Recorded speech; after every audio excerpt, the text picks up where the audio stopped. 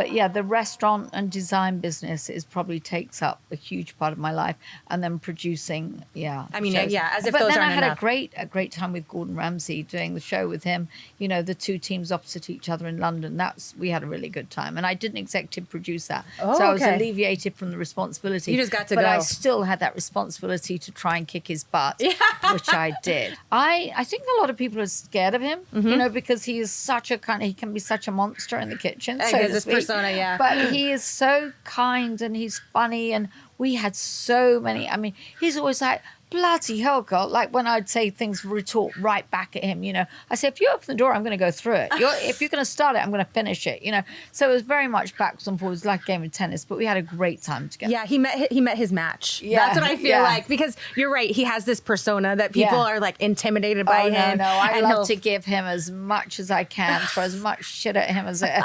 That's so funny. I love really it. good. You're like, Gordon. We have a great life. This tennis match is a good. Give me your best. No, that's so fun. And next to Wolf is Hell's Kitchen, right? Yes. Yeah, and so and it was so funny because we were both opening. I was opening and he was already there, and I kept saying, is it okay if we use your wine fridge? What? My wine fridge? And I was like, well, ours isn't ready yet. And I'll be like, too late, we're using it already, you know? That is so funny. It started there. You're already going back and forth. That's what a fun friendship. That was really cool. But then we're both opening in the Flamingo. So we're both he's opening also at the same in the time. Flamingo too? Yeah, Okay. he just went to my space. He said, just seen your space, girl, looking really good. He said, I left a message for you in the concrete, he said. He said, you know, meaning because we're putting down the floor. I left a message for you in the concrete. I thought, what's he written? So I text him back or put on Instagram, I'll leave you in the concrete if you don't behave yourself. Yeah, you're like, it'll be you in the concrete.